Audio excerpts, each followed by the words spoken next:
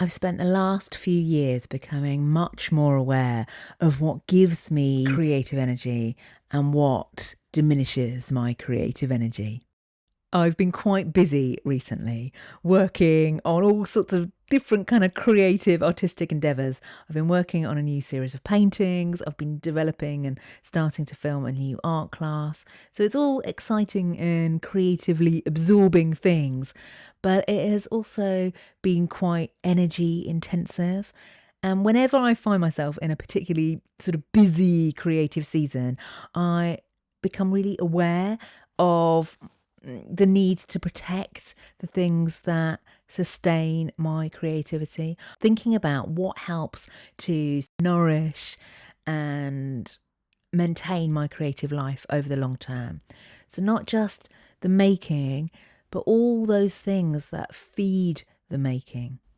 For me, when I'm busy, one of the first things that gets neglected is looking at art books. And I love looking at art books and I really find inspiration and ideas. And I find art books incredibly helpful just to reflect on my own preferences and my own sort of sensibilities and things that I enjoy in other people's work. So I've actually been setting an alarm. I've been giving myself a 15-minute window most days to sit down without my phone, without a computer, to just read an art book. And I've been very much enjoying it. And today I've been reading about Charles Rennie Macintosh, the father of the Glasgow School of Art, and particularly his textile designs from the early 1900s, which have been a lovely little interlude. So if you are finding it hard to find time to read books or art books, then I would recommend a little 15-minute window, set an alarm, and don't leave the sofa until that alarm goes off. So I've been working on these paintings. I think I've got 8 new paintings, and they're at the stage where they are nearly finished, I think. And it's at this point that I don't just keep doing more. I actually sort of let them rest and let them sort of metaphorically settle. I like to come back to them in a week's time or after a period of time and look at them with fresh eyes, to have just a different perspective, a different view.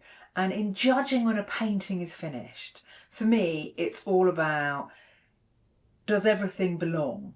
I just want to give them a bit of time, give me a bit of time to review them with the benefit of spaciousness, really. And the questions I tend to ask myself are things like, do they feel cohesive as a painting, as a whole? Is there anything that is irritating me or niggling me or standing out? You know, do they have enough interest? Do they feel how I want them to feel? And so I'm going to put them away. I'm going to put them in my big plan chest. I might bring one out and put it on the wall and just live with it and look at it from a distance and give it the space to review it. There's often a cycle in art making where you have to step back, where you have to kind of rest and retreat, not do more, but actually look at what you've created from a different vantage point. So talking about resting and retreating and different vantage points for my paintings, I'm also trying to do that in life too. And one of the things I've been trying to really make time for is simply being outside. Walking is a really important part of how I look after myself and how I also tend to my creativity. I'm not necessarily going out to find ideas or take my sketchbook outside, although sometimes I do that. But often I just crave the spaciousness that a walk in nature brings me. And so I've been going on a nice walk with my husband this week out in the countryside, encountering sheep and nature.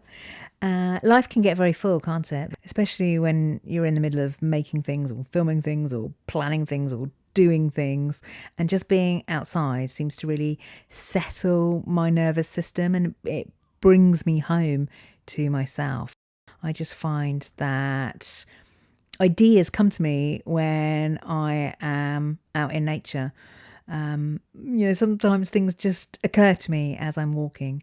I think walking is a really lovely way to process things and to think and to sort of calm our mind. And I often also find lovely things to photograph or inspire my paintings. The act of being outside, I find, is very restorative for my creativity. So the loose theme of this video about sustaining ourselves creatively and filling up our well came to me this week when I made a little Instagram reel where I played a sketchbook lucky dip. I basically pulled a random sketchbook from my cabinet of sketchbooks, and I happened to pick one that dates from a time when I wasn't really very well. Quite a few people seemed interested in this sketchbook, so I thought I'd just show it a little bit more slowly here. So this sketchbook is from 2021 when I was quite unwell with long COVID, and at some points I was bedbound and at some points I was housebound. Looking back through this sketchbook, what really strikes me now is how intricate and detailed and sort of layered with obsessive marks every page is. I clearly spent a lot of time in this sketchbook. Because I wasn't going out and really wasn't well enough to do very much at all, my sketchbook became my creative focus. It became somewhere that I could go, a place I could distract myself, a place to create another little world that wasn't, full of pain and fatigue. And I sometimes worked in bed, I sometimes worked on the sofa. So I was using quite simple tools, maybe a little bit of watercolour, a little bit of collage, but mostly just using pens because it was easier to do, if you're in bed. I had one of those little tables, one of those little bed tables. What I can see that really strikes me now is that I wasn't making quick sketches or visual notes. I was really using this sketchbook as a refuge. It was a place that I escaped to, a place where I could sort of completely get absorbed in my own creativity. And I would spend hours doing these really sort of detailed, patterns and marks and lots of lines and lots of shapes. I look back on it and it gives me a sort of bittersweet feeling because, do you know what? I love this sketchbook and I loved working in a sketchbook, but it's a chapter of my life which, maybe wasn't the easiest chapter. I often talk about sketchbooks as brilliant places for learning and for experimentation, and they really are. But also, I think they can offer us something else as well. They are often a creative companion. They can be a sanctuary. They can be a sort of thread back to yourself. A creative life isn't just about producing the work. It's also about protecting the things that nourish and feed the work. And what nourishes and feeds me might be really different to you, but I think it's a good question to reflect on.